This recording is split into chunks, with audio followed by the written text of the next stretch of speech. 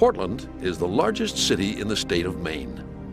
It rises on a peninsula in Casco Bay, overlooking a harbor protected from the Atlantic by a string of forested islands. Settled by English colonists in 1633, the community was destroyed twice by Native Americans in the colonial period, bombarded by the British during the Revolution, burned by a 4th of July fire in 1866, and bruised by the Great Depression and economic stagnation during the 20th century.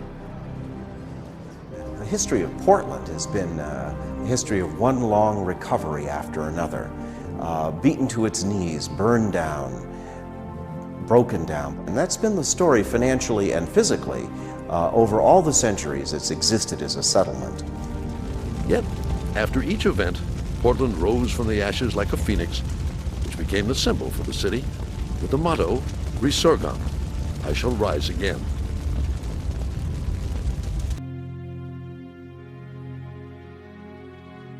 Just at the moment you would have thought Portland now, the Civil War being past, steam being well established, rail lines linking us to Canada and steamships to Europe, would be poised for its greatest burst of growth that it had experienced since the Revolution, came another tragedy. On the 4th of July, 1866, legend says that a firecracker tossed into the wood shavings of a boatyard on Old 4 Street started a small fire, whipped by the fire into a broad front that the city fire departments, at that time having no water other than that available, what was in the bay and what was available in wells, could stop.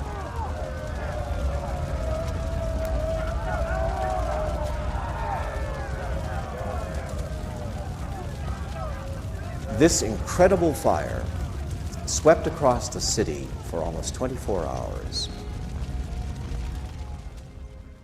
It left over 10,000 people homeless. It destroyed virtually every bank, almost every church, virtually every newspaper, virtually every insurance company.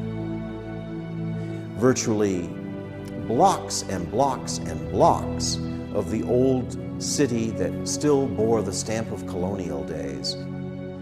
The ruins looked like the city of Dresden in World War II, an astonishing fire. So large that it was the biggest municipal fire in American history up until that day, covered in all the great newspapers of the United States. When Longfellow saw what had happened, he wrote, I have been in Portland since the fire. Desolation, desolation, desolation. It reminds me of Pompeii. And again, before the ashes had cooled, citizens began rebuilding the city and turning the disaster into an opportunity. Portland created its first park, Lincoln Park. The city rebuilt some of its streets and created its first water system. New building codes resulted in the handsome brick, slate-roofed structures that survive to this day. The story of the recovery is as remarkable as the story of the fire. Within a few months of the Great Fire of 1866, the huge rows and streets lined with beautiful Victorian buildings that you can still come to Portland to see were largely in place. The building boom that followed took place in a matter of months, using some indeed of the very old brick that had been recovered from the other fire to build itself. And what you see now is the Victorian city you can still visit, row upon row of sandstone fronts in beautiful colors, fanciful brickwork. Have you had enough of the narrative? All right, let's dive into Portland, Maine.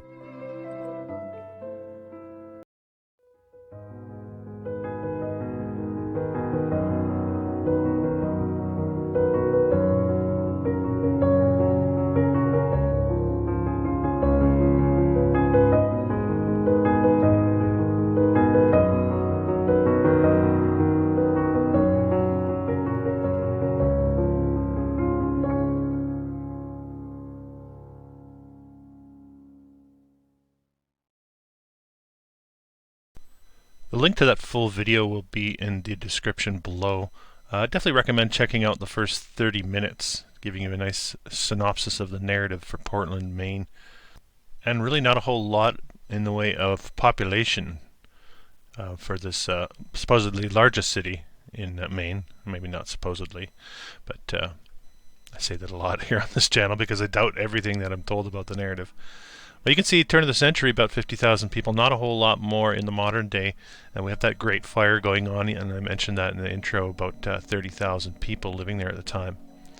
Let's take a look at some of the architecture in Portland. Quite a large file for you here in this small city in Maine. One thing that really strikes me in these old high-quality black and whites, you can see we're at the horse and buggy trail car or rail car period. You could see the age and wear on the cobbles here in the streets. A real giveaway that we're dealing with a community, a situation where these are much older than they're telling us they are, in my opinion. This is giving you another nice look at those cobbles. You can see the rutting going on here. You can also see the depth of the curbs seems to be quite large in comparison to the modern day. Our curbs aren't really that high, but all of this concrete work, and I don't know if you want to call it stones for the curbs, not sure what it is, but it's all very, very well put together. And remember, this whole place, according to the historical narrative, is reset, completely reset in 1866, and of course the impossible narrative that they're in a matter of months they're putting all of these multi-story brick buildings up. It's laughably absurd if you choose to buy into that narrative. I don't know. I think you need to give your head a shake, questioning the official version of history. I think it's a healthy thing to do, and it should be quite obvious when you see these historians feeding us these lines, expecting us to believe it just because they've got their degree of whatever post-secondary education it may be. You'll have to excuse me if I don't have the respect for the titles that I once did, or that is expected of us. There's much more going on here with the historical narrative than we're being told. We have a armory, this one built in 1895. A large amount of postcards available to us from Portland, Maine. I was very surprised, actually, I don't know what this building is, very surprised to see that in my research. For such a small city especially, the large volume of postcards available. Here we have the observatory. I think this is a good point to segue over into the forts. Now the old world research gets into star forts. You can see Portland here and a whole series of forts off the coast of Portland. We're going to take a look at Fort Gorges here. So if I zoom right in on Portland, you have to get pretty close.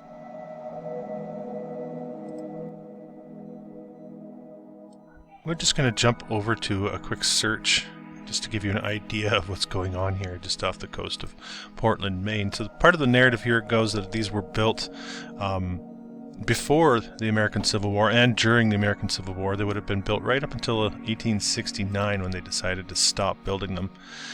Unique to this area, though, is the granite blocks being used in these forts in conjunction with the brickwork. Let's look at the Wikipedia write-up. And really it's the same old story. No battles ever really fought there. Built from 1858 to 1864. They're saying because of the technology progressing so fast, it rendered itself obsolete before they could even use it. They go on to mention here that it was constructed to support the other forts nearby, Fort Preble, Fort Scammell, South Portland. There's a lot going on here. There's a whole World War II narrative wrapped up in this as well. I think it was a cover-up operation, in my opinion. Now we've hopped over to Fort Scammell nearby, again showing the granite blocks as opposed to what we're used to seeing in this Star Fort research, where it's particularly or usually made out of bricks. A lot of these old forts. Here's an overview of Fort Scammell. I think a lot of cover-up going on again, as I mentioned, in the World War II defense scenario. Also worthy of mention, and this entire fort situation off the coast of Maine needs a closer look and certainly worthy of its own video. I know this is a bit further away from Portland, but I think we need to also mention the Fort Knox. And we zoom in on this region here, and we come to Fort Knox Maine, not the Fort Knox we might be used to hearing about. And this Fort Knox having a very similar narrative. So this type of construction seems to be very typical in this region.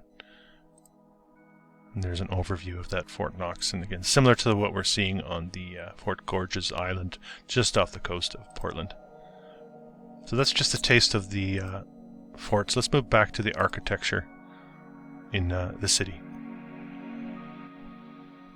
So we'll just keep moving forward, just to give you a taste of what you're likely to see here in Portland, Maine. You're going to get all the boxes ticked with your typical buildings, government buildings, city halls, courthouses, all the rest of it, as we roll through some of the eye-catching stuff.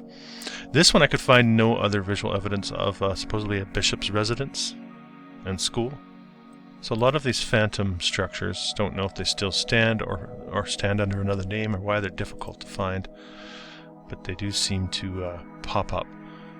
I like these street scenes again, where you get a taste of some of the buildings here. And I remember all this having to have gone up in a very short period of time. So you've got very well-dressed individuals in the streets. You've got supposedly an infrastructure that was rushed and put together after the fire. This is where all the plumbing comes into play. They show the fountain in the video there. A very, very rushed historical narrative, as far as I'm concerned, and this is why I question the narrative here on this channel, because it makes absolutely no sense. You're trying to tell me that the people of the city, first of all, very few perished, if any, even though 10,000 people lost their homes in this fire that only took a day to burn, sorry. So we have 1 or 2 casualties, and you've got 10,000 people homeless. Despite that fact, these homeless people decide to reconstruct the town that just burned down around them in rapid fashion, in an impossible timeline. Where are these people staying while they're reconstructing their city? Anyone with anyone with half a brain should be questioning this narrative, as far as I'm concerned. And the only way that you don't question it is by ignoring it, like so many things. There's a lovely fountain. Alright, we will continue on with the Casco Castle. A strange one indeed. This 1903 to 1914, very short build time. We're told this part here was made of wood, and then you have the tower, which apparently still stands, made of stone. Not far from Portland, so I included it in this video. Then we have the strange story of the City Hall. This is apparently the second one, the one that still stands, built during over this duration here. We have the previous City Hall, which would be one of those structures that they rushed to build up. I guess it took 2 years, or a year and a half, whatever it might be. You can see here 1868 to 1909. Yeah, they just tossed up a couple of bricks and blocks of granite and a dome for good measure. This thing burns down, another fire narrative, in 1908. And then they did this strange thing, which we saw in Harrisburg with the Opera House, in the Opera House investigation with Lucius Aurelian. We saw how many postcards there were, almost an homage to the burning down of the structure. So I always find that a little bit strange. You can see sort of a chronology. They're trying to give you a false chronology of how grandiose these buildings became. You see this a lot too with the first log cabin, or whatever it might be, trying to give you a false impression that humble beginnings led to the great structures, which I think is a red herring. It's a diversion. And of course, the city hall has to have a pipe organ. Apparently, that makes a lot of sense, doesn't it? So more postcards showing us the destruction, the ruins of the City Hall. No shortage of that, really. It's just a bit strange. They even give us this action shot. The destruction of Portland's. Even the wording. There's a nice clear look at what it supposedly looked like before. Pretty nice building to be built in 1868 when there's only 30,000 people living in Portland, Maine. You have to give me a break. As I like to say, this is the Congress Square Hotel, very large structure. This again showing you the age of the streets. Very large structure and a really nice interior as well. We get a bit of an interior shot. We have a federal courthouse. And we have a county courthouse. This type of construction reminding me of those forts we saw nearby as well. The large block construction. Some similarities there. This one built in 1910. At the same time, they're putting up the City Hall, apparently. That was burnt down. They're also putting this up. Another problem with the narrative that I see when you do this research is how many structures end up going up at the same time. And then you have to ask yourself how many hired hands would have been available in that region?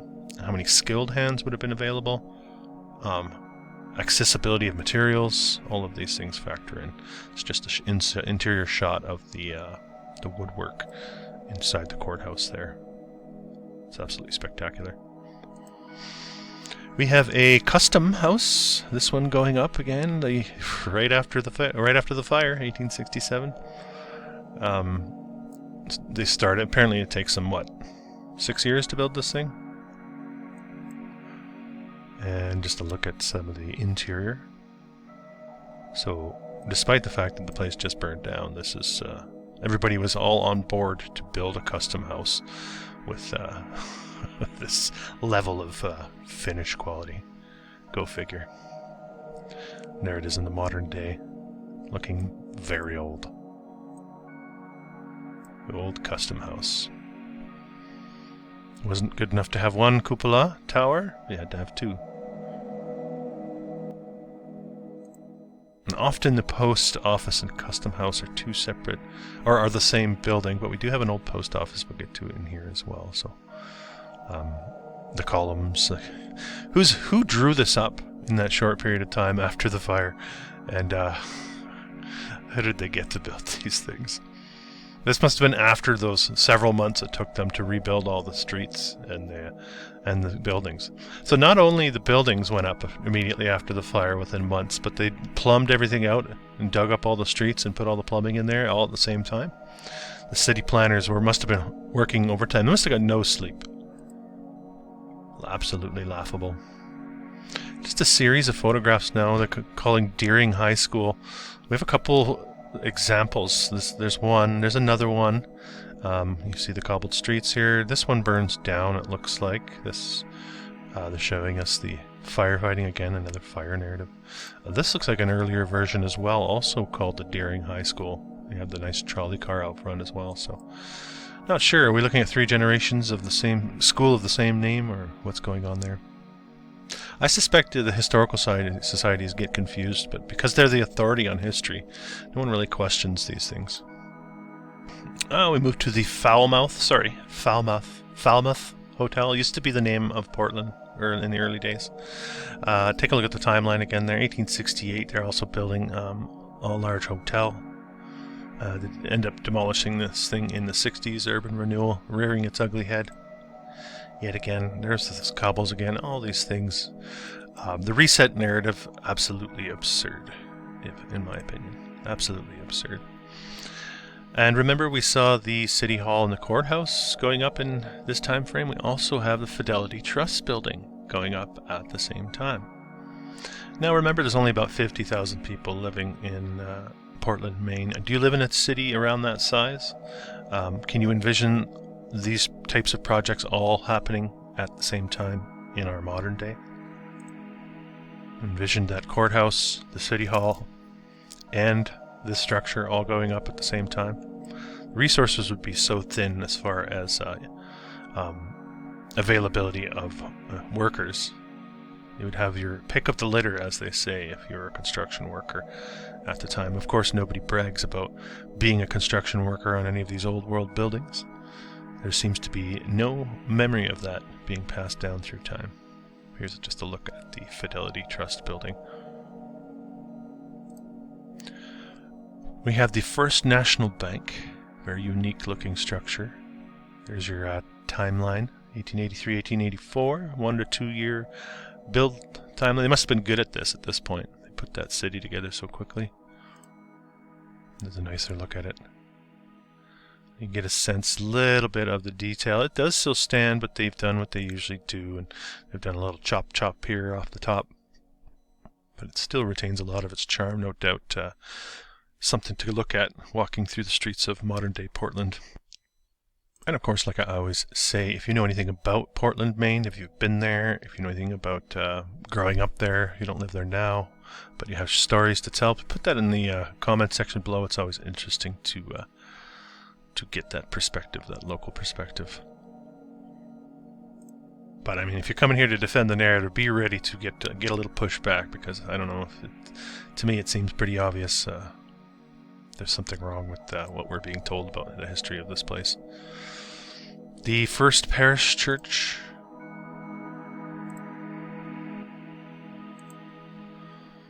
The George S. Hunt block, this corner building here, having that mansard roof, still stands. You can see it here. Again, looking quite old, looking like it could easily be 200 years old, at least, to my eye. We move on to the first of two train stations. This is the Grand Trunk Station. It gets built in 1903. This is a nice looking photograph as well, so we can get a sense again of the wear and tear on the streets here. Age of the streets, and of course the quality of construction on this building. And there's a little peek at the interior, just in case you thought it was just a vacuous open room. It would have been finished to perfection with all sorts of marble and granite and very high quality tile floors. Even the wood benches themselves would have been something to marvel at.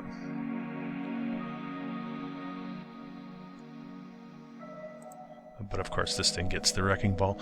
Here we have a couple photos of the fire. We did see that in the intro, so I'll move quickly through this.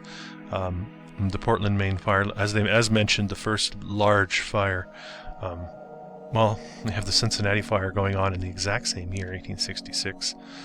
So I don't know how much I can agree with the historian in that intro. Well, not much at all, to be honest. But just look at some of these what do they call colonial structures that existed before the fire. So the impression is that the buildings before were of a less grandiose nature than the ones that came after. But what you're looking at here, take a look at this one that survived it.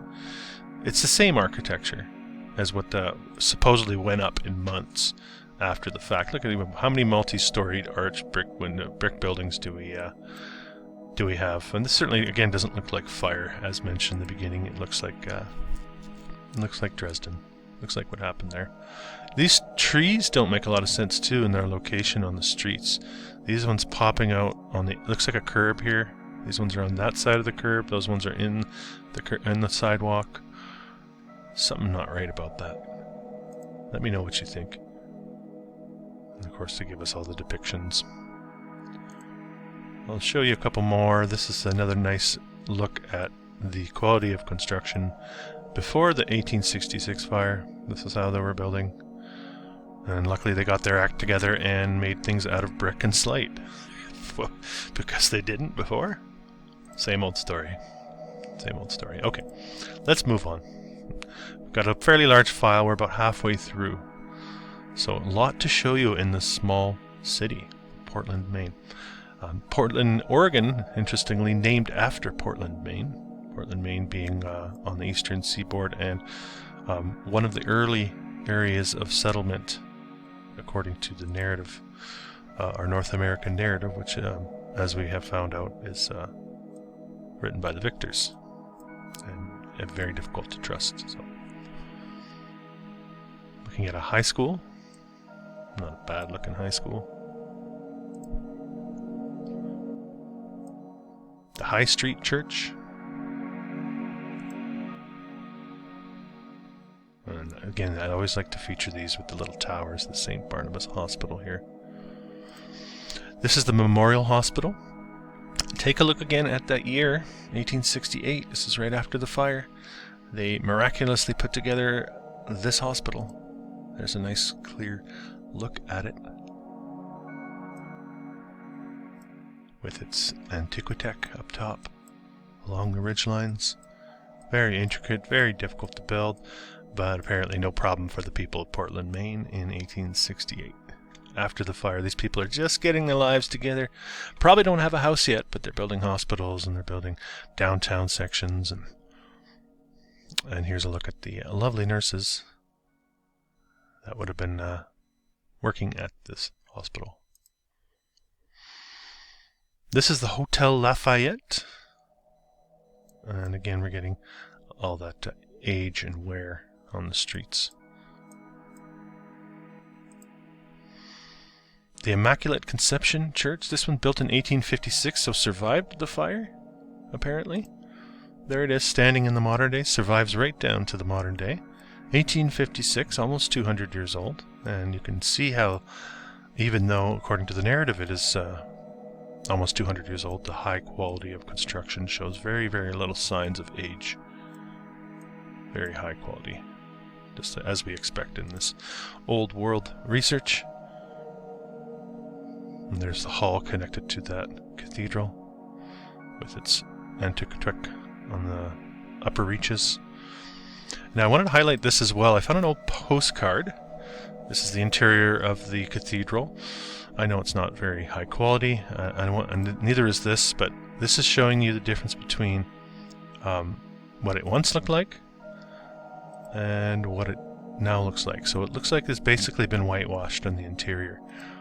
And in fact, the interior used to be a much more elaborately decorated than it is now. It's hard to make out, but you can see there must have been paintings and decorations in every crevice. And now that's just been whitewashed. So I thought that was worth highlighting as well. The Emmanuel Baptist Church. Remember, only 50,000, 60,000 people living there. But all of this stuff going up in that very, very short period of time. The Jefferson Theater, only really standing for 36 years, looks like. That's a shame, but they built these things so easily it didn't seem to matter to them. The old library, built in 1888, and we have a nicer look at that here, a nice crisp old photo.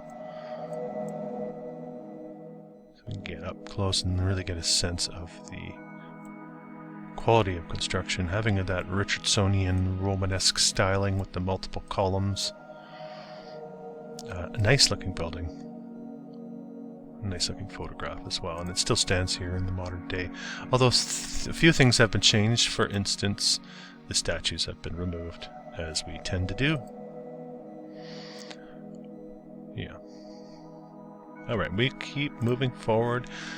We get the Old Gentleman's Club. 1911, apparently this one is built, and again in that same time period. They're building all those other structures we've seen so far. I had somebody mention we should do a spreadsheet, see if you can get a tally of all the buildings that were built in a certain area at a certain time. If you can get it all, get the chronology all figured out, it'd be quite the task. Even the AI doesn't seem to want to help us in that regard. It would be interesting to illustrate the absurdity of the narrative, though. Because that's what I'm trying to do here with my videos on this channel. It's just to illustrate how absurd the timeline is that we've been given. Because I think that's enough. And once you begin to question the timeline, then we can start to understand that there's so much more to our past than what we've been told. This is the interior of that gentleman's club. The old Nickel Theater no longer stands. Apparently this is has been demolished, and I can't remember. One of these buildings were built on that spot. I don't believe a lot of those stories as well. And there's a nice close-up look at the, well, I guess you would call it stone streets, but I wonder if these were brick that somehow received some sort of damage through heat and changed. The texture was changed. Sounds crazy, but if you get into the meltology aspect of things, and then the nature of brick changing into other materials, I think there might be something to it. So, this is the Payson Memorial Congregational Church. Not very clear, but quite the structure. Even by this photograph, you can tell. The Porteous Department Store, 1904. They're building department stores like this in that small city of Portland, Maine. Look how ornate the cornice is up here.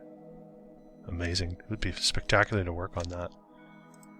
Just to look at the columns on that department store. It's just how they rolled at turn of the century Portland. Porteous, Mitchell, and Braun store. Alright, here's the post office I mentioned earlier. Notice they built this in 1867 at the time when they were building everything else. Right after the fire, they decided to build a 2-story, 3-story post office with columns above the first floor. Demolished this in 1965. Urban Renewal had to get rid of the evidence, I think. And here's a little look at the demolition process. An absolute travesty. You can see the quality of construction, the stone up here. They're chipping away slowly at it. They built this a year after the fire.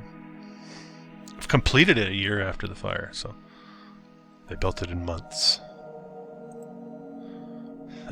Alright, some of these modern photographs, I couldn't put the building title in it. So this is the Printers Exchange, built in 1866. So this would be one of those ones that went up in months. This would be the Ratcliffe Block, 1867. Again, they're throwing these curved corner buildings up in that very short period of time. Jumping over to the Sacred Heart Church, built in 1896, we're told. Well, 1896 to 1915. They give us a nice long timeline on this one. It still stands. They have to explain it somehow if it still stands. It wasn't built in months. It would have been built in months if it was built in 1867. But I'm jumping around a little bit here. We have Keith's Theatre. Some of the interior of Keith's Theatre. Paintings in the ceiling. The Second Parish Church, right here.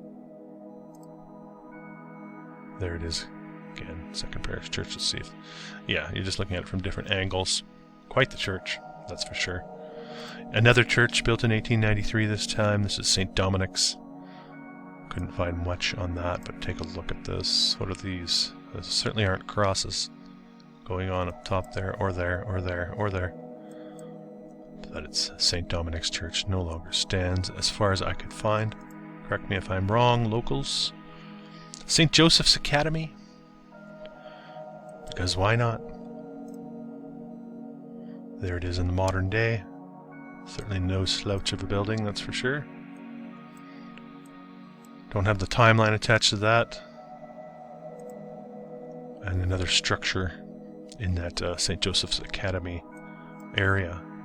All ticking those same boxes.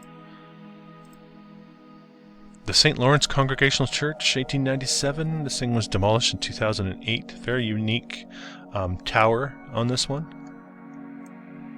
Very strange with that stone. Let's take a look at a photograph. Very unique area here. This would be the carillon where the bells would be ringing. Interesting. Yet another church. This is the State Street Church, built in 1851, going way back, surviving the fire. Stands to this day. Interesting construction. We have all looking like a bit of a brownstone, maybe, or a red sandstone. So no shortage of churches. Let me jump over to another theater. I don't know why. I've got a couple theater photographs mixed in there with these, but you're getting a sense of how grandiose the interior is.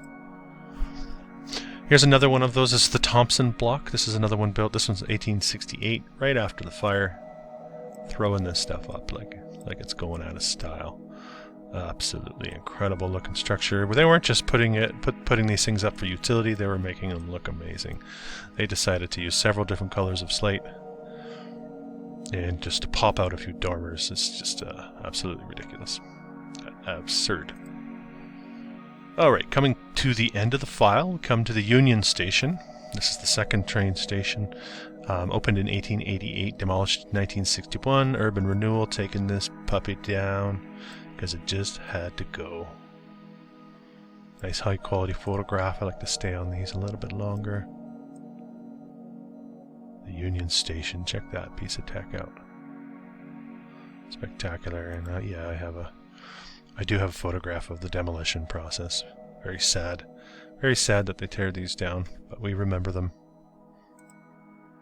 We're going to keep that memory alive. You can see here in the foreground a couple fountains as well. We talked a lot about the fountains being a part of the energetics of the old world structures. You have the ether coming down through the buildings, charging the buildings up, and any sort of residual energy comes down through and gets cooled with the water systems and the fountains.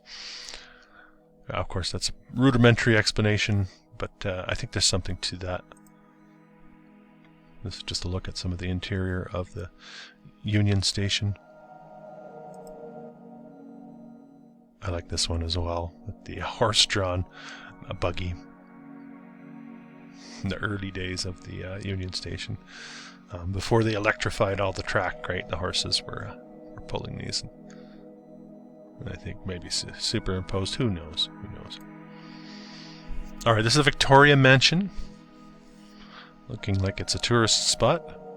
1858, so survived the fire. And the interior is what I really wanted to highlight on this one. I have a few shots of the interior and how spectacular the woodwork is. The finishing is just, if you're a finishing carpenter, this should really draw you in, even if you're not. It's absolutely spectacular. 1858. Not a lot of people living there at the time. They must have had some serious finishers, though, to get this done.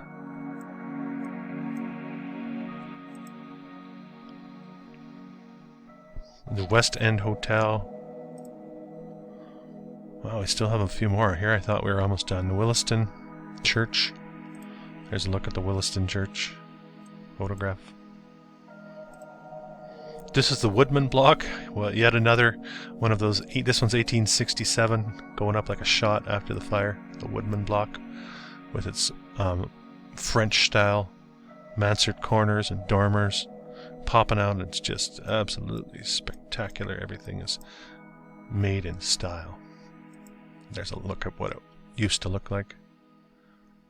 Really nice looking architecture, and apparently they were able to do this in no time flat in Portland, Maine in the 1860s. You'll have to excuse me if I don't buy what's being sold. And as always, we like to finish on a YMCA, because that's where it's fun to stay. This has been an old world exploration. If you're new to the channel, don't forget to subscribe, hit the thumbs up button, and comment. I believe we are in the process of remembering who we really are and casting off the shackles of illusion. Until next time.